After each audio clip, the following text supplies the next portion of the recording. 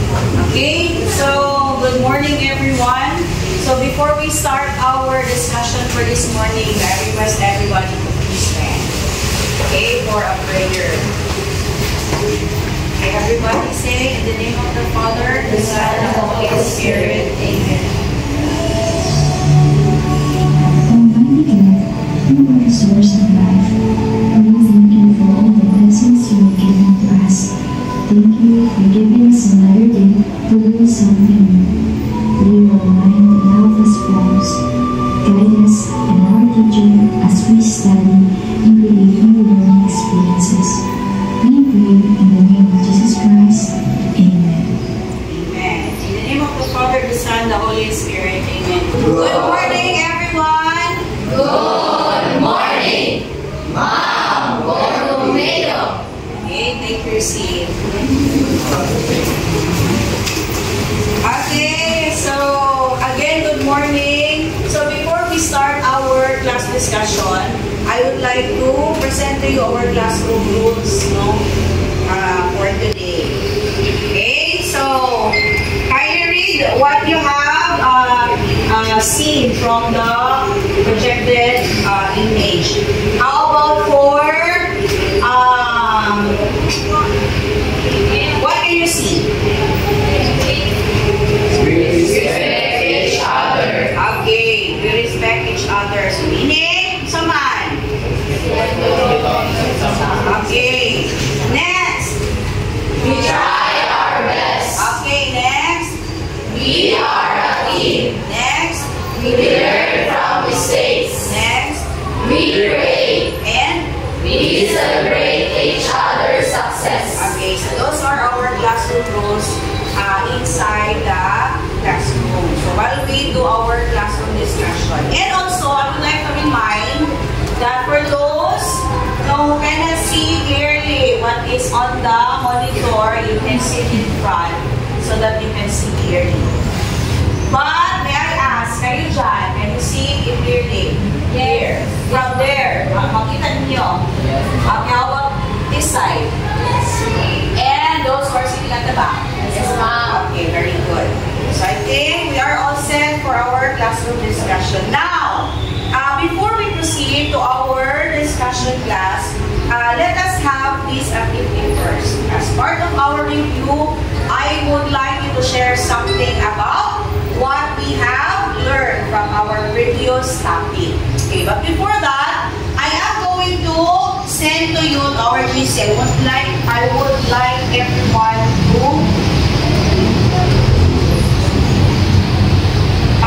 everybody to access our GC, and then you need to click the link that I will be sending. Okay? Okay. So, did you receive the link already? Okay, without telling me what you learned, I want you to click the link and then write there a word or words that will tell what have you learned from our previous lesson. By the way, I would like the secretary per group to write the members of the group who are present today in a one-portion paper for your attendance. Okay? So, kindly submit the one-portion paper later. Okay? So, do you have now your answer? Let me see.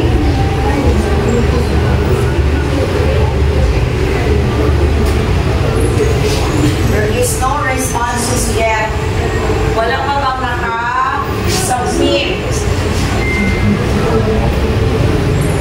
You cannot open?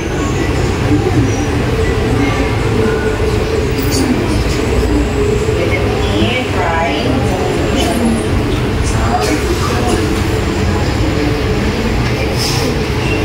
Okay, just right there or click or write any word that you can associate from our previous lesson. By the way, what was our previous all about? Data collection. Okay, data collection. So what are words? Word are words that you can connect to our previous lesson about data collection. Wala?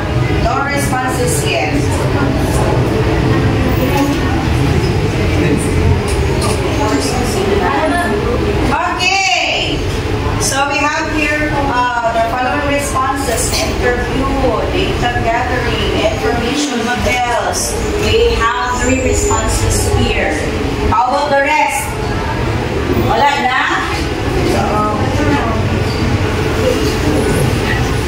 Sige. Yun, survey. Very good. What else?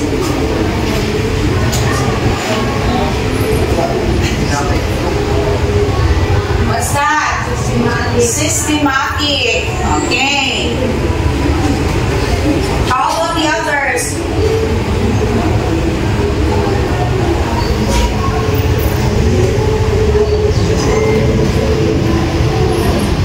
Okay, another. Okay. So, lumaki yung interview sa meaning, some of you did answer interview the same. No? Yun, madami na sila. Investigation, sampling, questionnaire, independent variable. You have, what else? Analysis, tracking. Yun. Survey. O, mas lumaki na sa interview. Okay. So, wala na. How many are we present today? So, it should be equal to the number of responses. Those who are present for today, no? Okay, 16. Okay. Ha? Wala na? Okay, think of another word that you can connect to our previous lesson about data collection. Okay, what else? Focus group. Bakit may focus group dyan? Anong wala tayo sa focus? Then, observation. Dependent.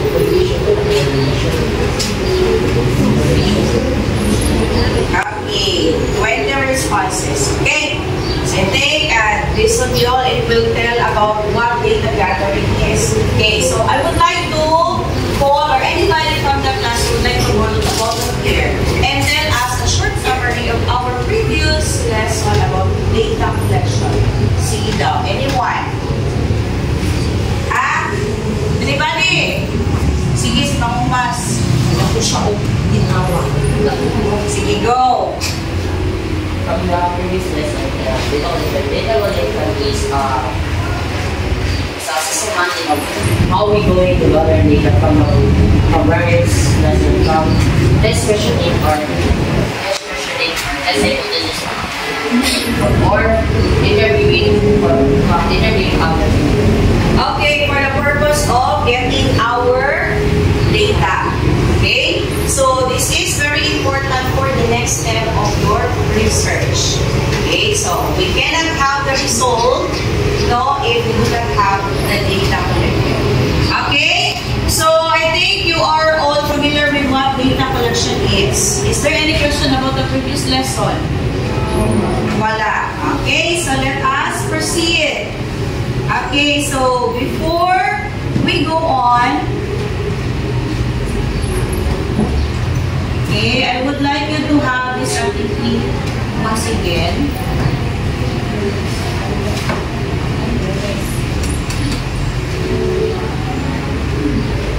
Okay.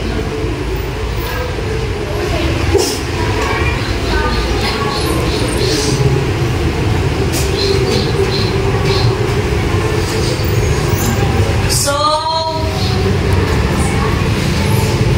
do you have any idea of what is our lesson all about for this day?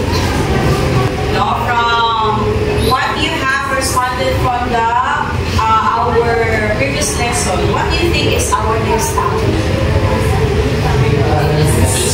It's data.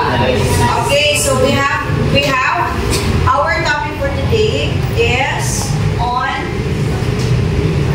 data analysis. Okay.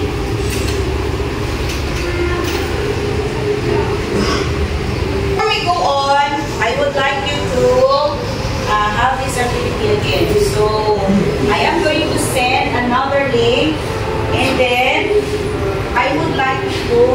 complete your responses on this one. Okay, so I would like everybody to read what you have on the projector. Okay, go. Another person with an opinion. Okay, so for this activity, you are going to write a reflection or what you have understood from the code. Okay, so kindly enter your responses and then you submit. Okay, so let us see what are your responses. It will be projected in our monitor. Okay, so what are your reflection or what do you understand in that code?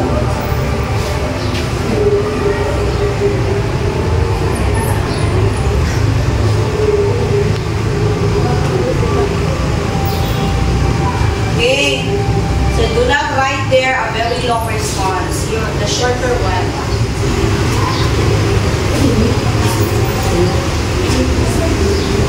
Sige. But there's no responses yet.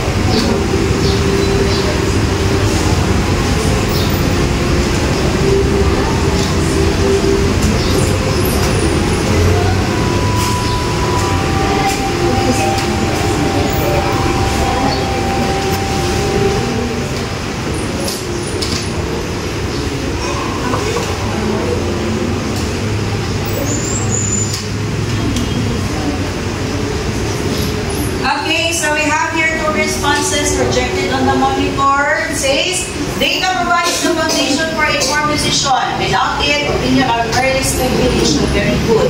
Effective action requires evidence and data provides the solution evidence. Opinion are common. Data makes your opinion credible. Huh? Then, without data, you're just another person with an opinion because you cannot say something without a specific data. Okay, so we will wait for 10 responses before we go on. Okay, so this quote emphasizes the importance of data in making informed decisions and forming credible arguments. Without data, statements are just personal opinions. Opinion which may be biased or inaccurate. Very good. You have a very good idea about the code. Okay, 6, we still need 4 more responses before we go on. Okay, so 7. 9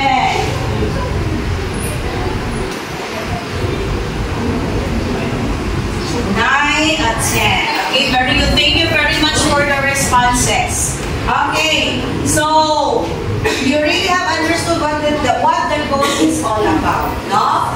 So, the important or what is the main idea of the code? With regards to what will be our lesson for today, the data analysis is important because without data, you're just having an opinion. Okay, so again, our lesson for today will be about data analysis. But before that, I am going to share with you or read to you our objective for this morning. Okay, so you have your objective on the board. So objective number 1, kindly read. Analyze the connected data using Excel. Apply statistical tools in analyzing the data. Demonstrate a positive attitude toward data analysis by actively engaging in collaborative discussion. Okay, so those are our lesson objective for this morning. So we are going to learn these 3 objectives along the way. Okay, so this time, I am going to show you an example of a data interpretation. So this is a graph telling you of data from other data. Okay, so I would like everybody to kindly look at the graph. Okay, see every little details there. What do we see from the graph are what? Low-based production in Moncayo.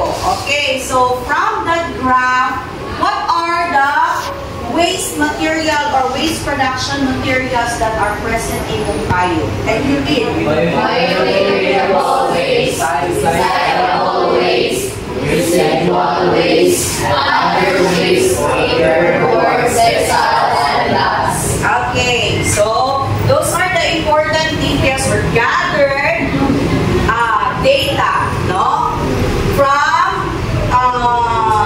the waste production in Moncayo. So if you're going to total in class, how many percent? 1%. So that is very important when you say data analysis.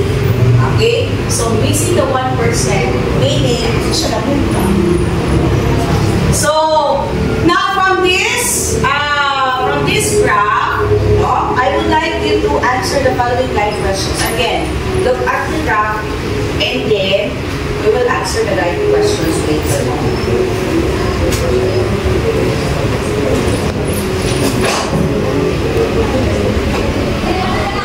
Okay, so here are the guide questions for you to answer. Based from the data interpreted, no, that is being presented in the monitor.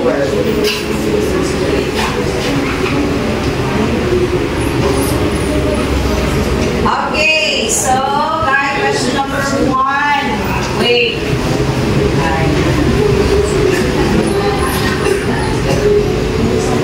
Okay, kindly read the guide question number 1. Which waste material contributes the largest portion to the overall waste production in Moncayo? Very good reading. Okay, so from the graph, ano yung pinakamalaki? Okay, it's the biodegradable waste. Ano pala yung biodegradable? Yung mga malaka. So that is the highest waste material in Moncayo. Okay, very good. So how many percent? 52%.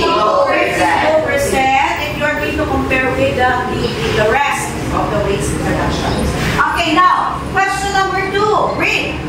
In what areas can the family reduce waste production? Okay, we have identified already that the highest waste production in Moncayo is the biodegradable. Now, how do we answer this question or that question number 2? In what areas can the family reduce waste production? The waste production or the biodegradable waste in our home. Yung mga malata. Ano gagawin natin doon? Yes, we use waste management activities. Mga sabihan. Then, what is the compost bin for? Turning the trust into humus or, shall we say, fertilizers. Very good. What else? What else? Ano pa? Ano pa ba? So that is one of the good thing that we should do in our home to reduce this kind of waste materials. Okay? So instead of throwing that one around and then gives us smelly odor and some other things that would create pollution to the surrounding, we can have another alternative useful way of making this waste material as marami siya. Okay. Masa pa? Wala na? Wala no? Wala yung mabuhat? More good? Okay. Sige. Number 3. Okay. Based from the guide questions. Can you read? If we reduce throwing away 50% of biodegradable waste, how will it impact waste management and the environment? Okay, yes, anybody. Okay, if we reduce throwing away 50% of the biodegradable, so what will happen to the environment? How will it impact our waste management? Oh, you look at your graph again. So, ano mangyayari dyan? Ha? Ano mangyayari? Okay, it will lessen or eventually it will, wala na siya. No? Okay. So, it could be kung hindi man 50%, it could be 100% of the 50%, okay, is makatabang ka sa our environment. Okay. So, that's how we interpret data class. Okay, basing from, asa man natin ikuha itong answers? From the data collected. Okay, so muna siya, we interpret the data from a reliable source. Okay, now, let us go to our topic this morning, which is about data analysis. But before that, I am going to define to you what is data analysis. Okay, so when we speak of data analysis, it is a process of inspecting, cleaning, transforming, and modeling data to discover useful information, draw conclusions, and support decision making. So it involves various techniques and methodologies, including statistical analysis, machine learning, and data visualization. So to identify patterns and trends within the data set. So that is according to Provost and Fawcett in 2013. Diba? So, pati yung meaning kailangan may RR. Okay, now, so, in short, when we speak of data analysis, we need, there is data analysis for us to be able to get the final result. We can analyze, we can interpret, we can decide. No? That is important, especially in research, quantitative research. So that is research. Okay. So, this time, I know that everybody has their laptop except for this group. So, tagaan ng laptop nila for you to be able to follow the procedure. No? In analyzing the data. Okay, so I am going to show to you the process of how to data analyze or to interpret the data. Okay. So, I still monitor first, no? I will be showing you the process first, then right after, kamulapod.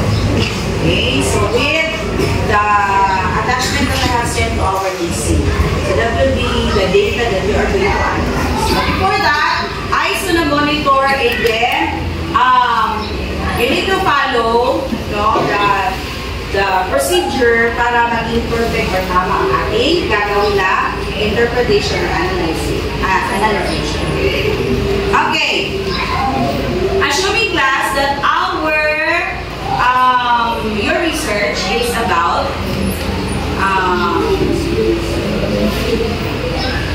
it's about students' motivation and academic performance. Oh. Wait, I have to exit. Okay. So assuming that your study is about the relationship between student motivation and academic performance. Okay? So before we start, you need to go back to your SOP. So in having this analysis, we need to answer 3 questions. Isa to, first one. When we speak of relationship, ano yung kailangan natin makuha? The level of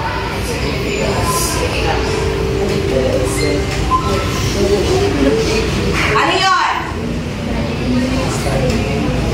The level of the overall mean of your variables. Yes. Second,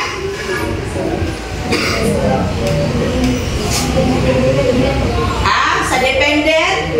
Okay. The level of your dependent variable. Ang yung ikatlo,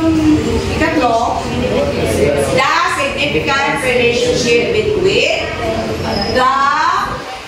your variables, your independent and your dependent variables. So always go back to your SOP. So looking at the overall mean scores of both your IB and your DB. Okay, and then finding the relationship relationship between these two. Okay, so in this sample, these are sample data. Okay, assuming that you have already collected the data. So these are the data already, no? It is being entered already in the cell. Oh, so there are how many responses coming from your respondents? How many respondents we have here in our study? 27 respondents. Okay, so the first thing that you're going to do is to get the overall mean of your 3 indicators. Okay, so what are the indicators here? We have autonomy, competence, and the last one is relatedness. Okay, for SPP1, you need to get the overall mean of these 3 indicators. No? In your, asa mo siya? IB or DP? IB.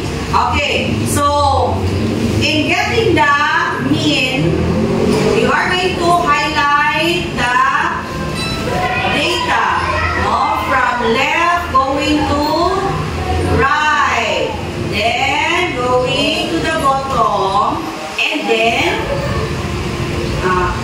wait.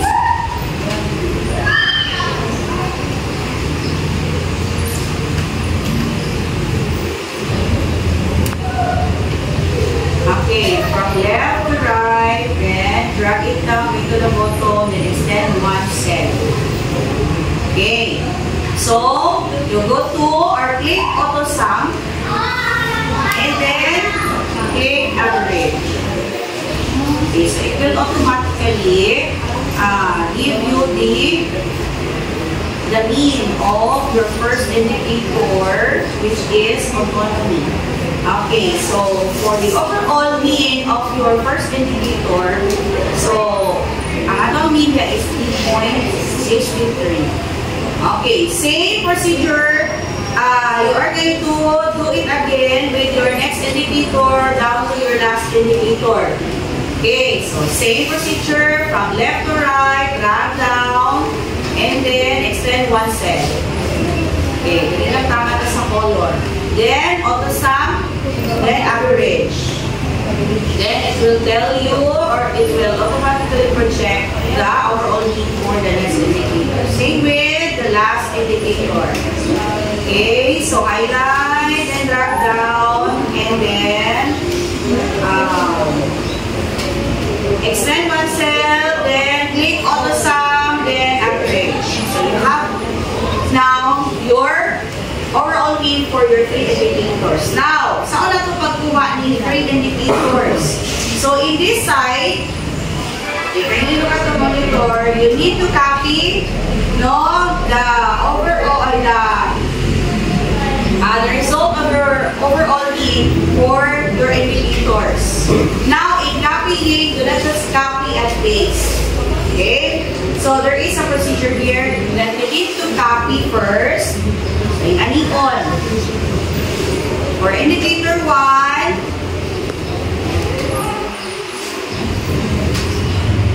copy.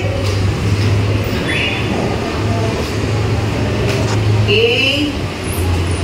Right click. You copy. Then, go to the space provided. Then, click, right click. Paste special. Then, select values. And then, click OK. We have it there.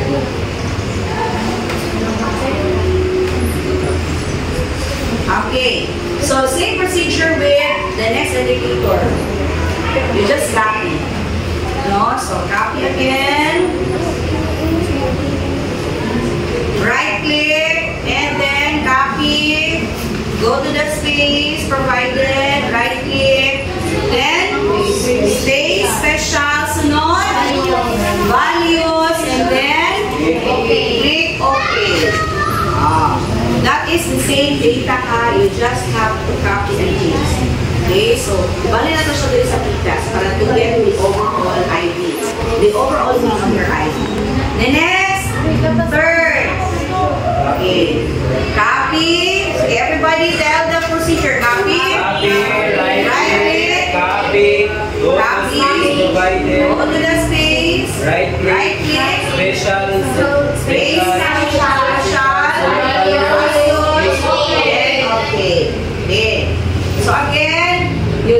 need to manipulate every linear data since you only need to probably and base that quantity spaces. Then, next is, we will get now the overall mean of your three indicators. How are we going to do that? Okay, by highlighting. Then, next, ano mangyayari? Drag down. Then, extend one cell. Then, auto sum. And, click average. Same na ako naman. Okay, so in this, the overall need for your indicator for SOP1, answering the SOP1 of your statement of the problem. So we have here 3.27. So your 3.27, we're going to look for the, ano tawag doon? The description. It's whether, is it poor, satisfactory, is it good, fair ba yan? Okay, so you look for your indicator, the description of this mean, your overall mean for SOP number 1. Next one is, we also need to get the overall mean of your DB. So, how are we going to do that? By simply highlighting the data, then going down, extend one cell, same on the sum, average, then it will tell here on the overall mean for your average is 83. Again, you go back to your description, then you look at there kung ano, saan siya mag-form. Is it good, fair, satisfactory, or excellent? Okay, now, we are done with answering your SOP 1 and 2. Okay? So, next thing is, anong mangyayari sunod? Nakuha na natin yung dalawa sa SOP.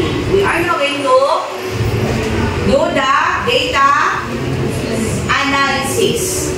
Okay? So, we are now going to prove whether we reject or we accept our null.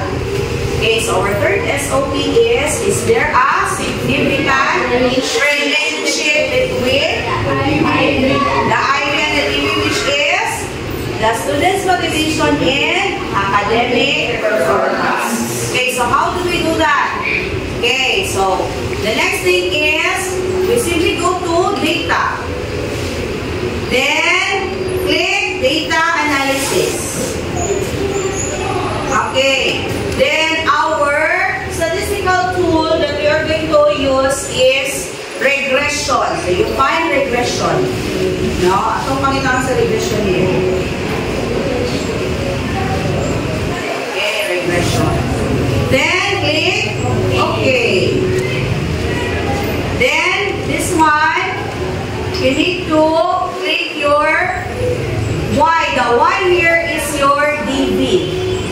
Okay, remember, hindi sila pwede mag-interchange. It will ruin the result. It will not tell the result exactly, no, or accurately. So your Y is your DB and your X is your ID. So from here, you need to copy the this one going down. Not include anymore the last one, the last cell. Okay, so it will automatically enter, no? Or analyze the data. Then, your X. So, balik tayo kay IP. Then, click going down. Then, you have it there. Then, after that, click labels. Then, output range. Dari mo, pili mo. Asan ninyo piliin? Click here. And then, click OK. Asan ninyo? Wait, gusto ninyo makita ang data. Then, click OK. Then, you have now your data analyzed here. And then, the data. Okay. So, automatic siya, class, it will give the result of what is needed in your SO3, no? And then, interpreting whether our null hypothesis is rejected or accepted. Now, how are we going to interpret our data? Okay, so tanawon lang nato class ang ato ang we need to look for the p-value. Okay, so your p-value for your results. So you have it here, I mean. Okay, so if you are going to look, if you are going to see the letter E there, class, meaning less than ang iyahang result. Pag less than, anong mangyayari sa ating decision? You reject. Okay. Pag hindi letter E ang nakabutang, so that is accepted. Then, always remember na yung number, no, that comes after the letter E will tell the power of your p-value. So, meaning, how are we going to interpret that since it's rejected? Pila ang ma-reject or kinahanglan nato na p-value? It's 0.05.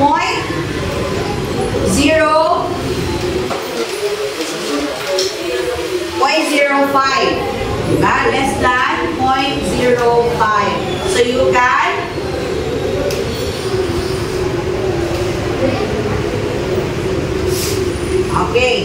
so you can reject your null hypothesis.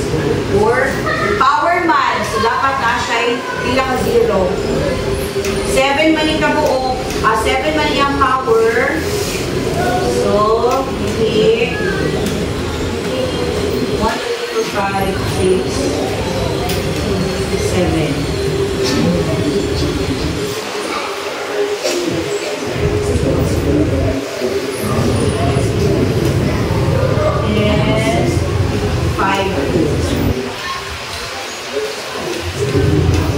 So, how are we going to make our decision? Therefore, there is no significant relationship. So this motivation and academic performance. And we can say that there is SOP3. There is a relationship between the student's motivation and academic performance. Nasabtan wala? Na-follow ang process wala? Sige. Since you have now the process, so the only thing that is very important in this data is your p-value. Wala na itong nanawon. Whether we reject or accept our null hypothesis. Okay, now, for your activity class, I want you to click now or go to this one. So you are going to make your own data analysis using this gather data. Okay. So I want you are only given 5 minutes to do this one. Okay. So make sure that you have followed the procedure in doing the data analysis. Okay.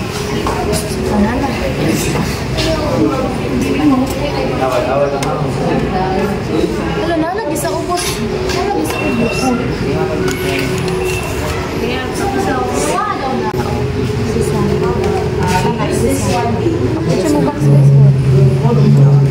Isa-isa mo niyo. Group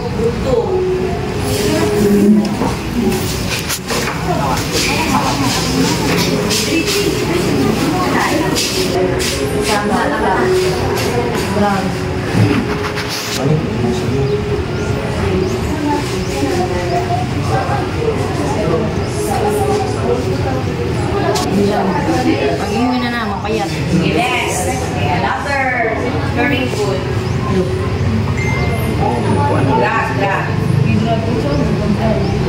dapat wala mag-video. Sobrang miso. Ang galing mo naman, Ella. Idol talaga kita. Ay, Bobos. Tapos sa pinakalas. Na. Ito sa... Ito sa... Very rich. Ito na po. Pikas. Pikas lain na sa... Wala naman siya, mana.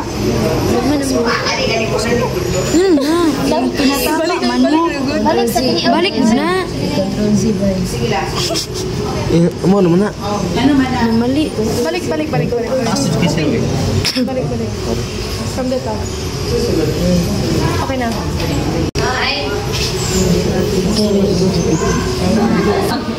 Kanin mo na magpunta mo. Ayaw lagi mo iiot. From the top na. Yan na naman ni. Wala na apila. Tama naman siya. Dili ko ay ano na. Ganda. Ay sa baba. From the top na. From the top na lang lagi. Outro ba yun? Lubra. Ganin eh.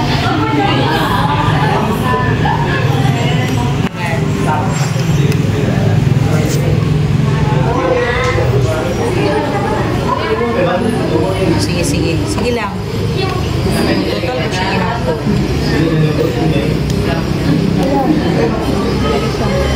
Happy.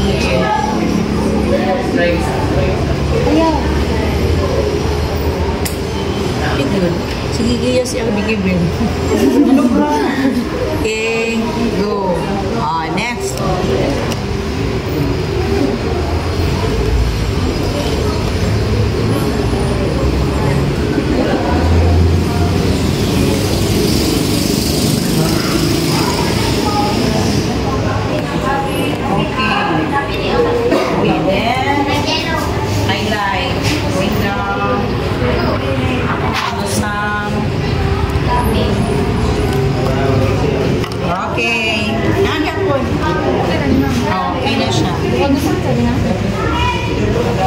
Still on the side. Okay, so data na. You do the data analysis. Saan na? Mahamas. Data analysis. Data. Ina mo? Doon ba na? Sa page niya. Ina? Akila?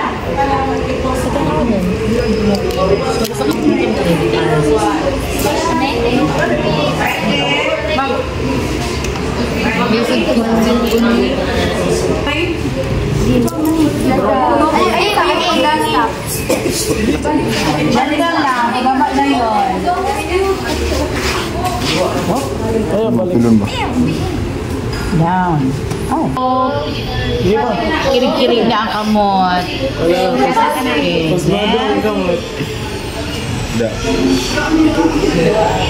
Next. Face special.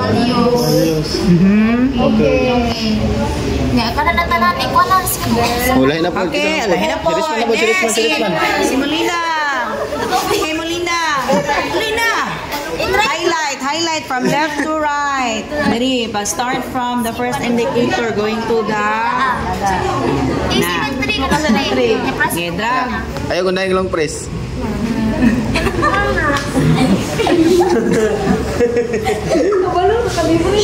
Oh, sige. Aroy. Pencil. Bigas. Okay. Balik eh. Oh, again. Yan, sige. Sabi ko, boss. Up. Wala man, apil ang ano. Bilang ilo. Okay, left, going to your IB, down, extend one cell. Extend one cell. Okay, next. Autosum. Average. Sige. Break. Average. Yay! Next, your DB. DB daw. TV mo. Okay, DB. DB mo na. Ako pa na. Okay, down, extend one cell. Next. Okay. Same procedure. Elaborate. Okay. So you have now your IVDP. Yes. Sige, next, data analyze na ta whether there is no significant difference between the two. Oh, wala pa. You go to data. Data analyze. Sigawan. Data na sa taas. Suplok ka sa Sa icon. Ya, ano, data na yan, babaw. Touchscreen ha, touchscreen. Data. Then, Fine. Data analysis. analysis. Copy.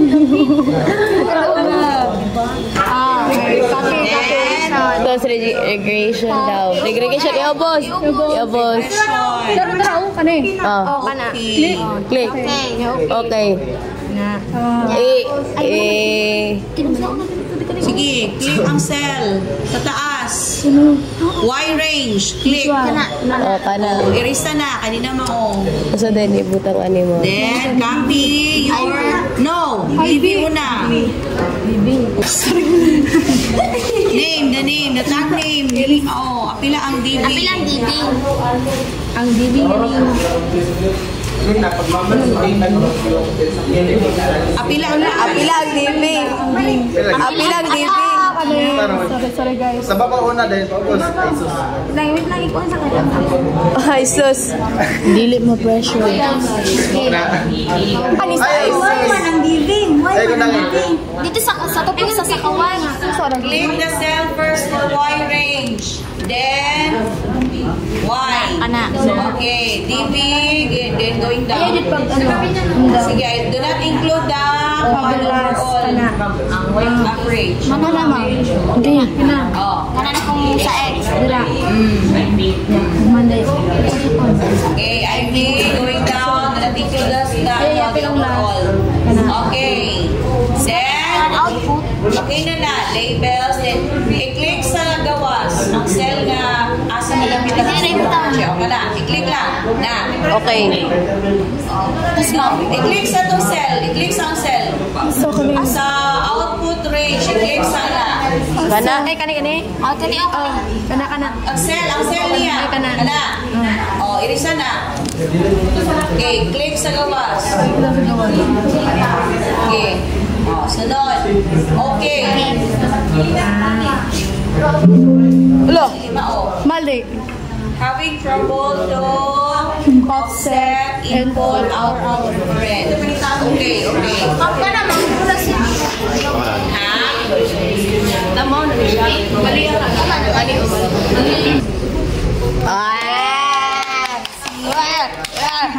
You have now your data. Sige, tanawan na data. Atog gipang ito tong Sama na p-value. Melody na mo daw. Ay, dara. This one. Nala. Okay. accept. Where? Kasi accept. Asa ang p-value? Dai, didi oy. 0.044333184. Accept, delete. Delete. Rejected. Ay dapat less na. Basta less than 0.05. That is rejected. Kuha. Yes. The hypothesis is rejected. There is no significant relationship between the communication and academic achievement. And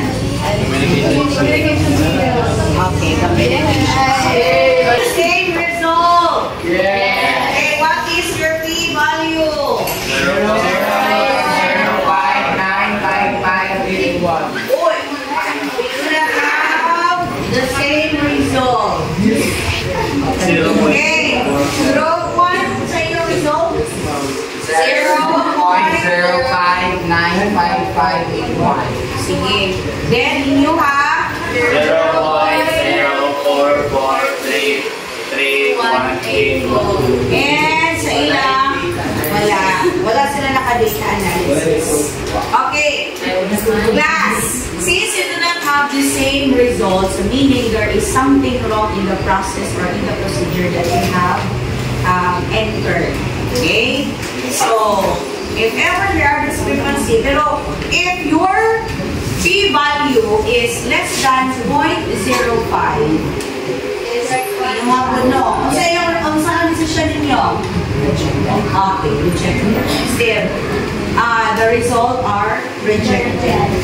Okay? Sila, wala silang data analysis kaya wala pa sila rin. Wala silang iPhone. Wala update. Okay. So, very good, class. Dali lang ba? Mag-analyze sa data. Okay, no? So, as I have said, class, you do not need to manipulate. What is the result is the result. Okay, so you need to accept the result. Okay?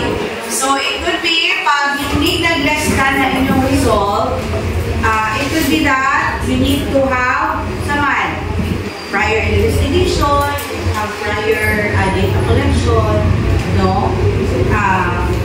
Para makuha ninyo ang appropriate or accurate na result. Okay.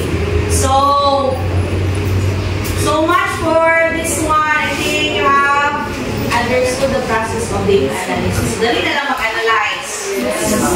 Dali na din kayo, no? Okay, so since everybody, there's no question class about the procedure. Wala na. Okay. So this time, you need to answer your evaluation using a Google form. So I will be sending a Google form, for you to answer to our GC, and then here is your evaluation. Okay, so this is for 5 minutes only. So, sense ka.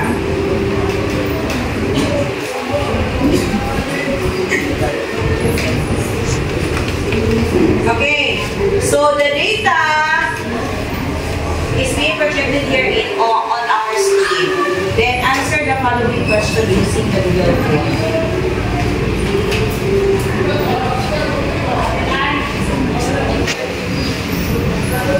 Okay, so done sending in. How many items? Who can access it already? Who did access it already? Or the Google form? Okay, how many items? 5.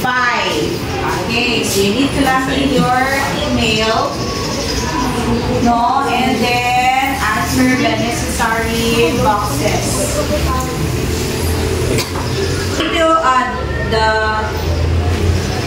The data are the following: the significant relationship between the use of differentiated instruction and the academic progress of grade 11 students in mathematics. Okay, so you have it, the data, everything there, para maka-answer mo sa iyong Google form.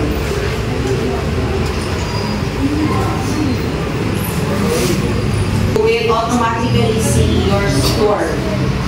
So, makapalulay mo sa iyong score, whether pasar or delete. 3/5 ang pasar.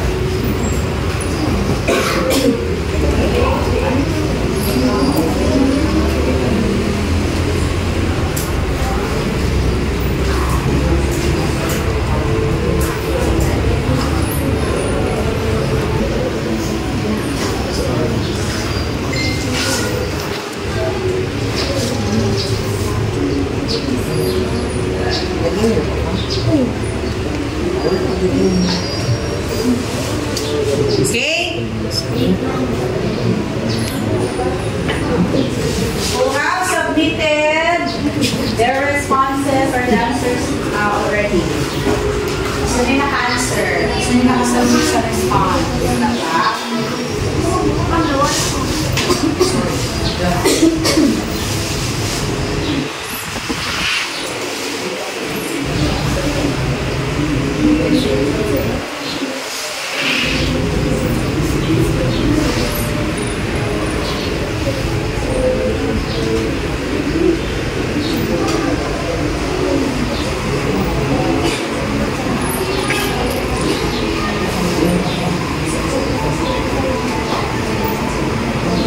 Okay, that's for 5 minutes only.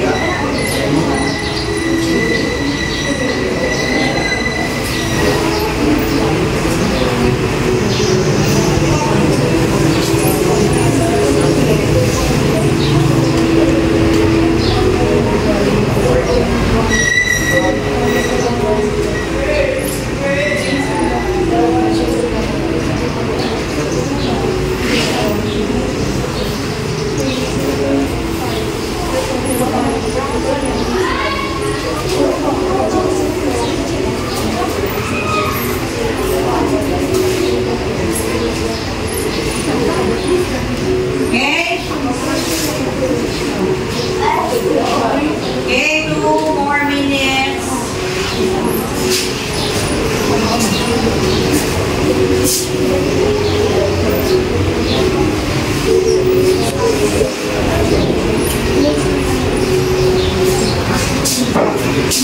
Sino na nakasubmit?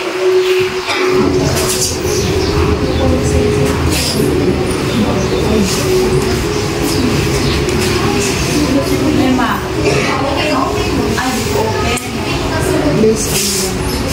So, lang may nakasubmit. Nana?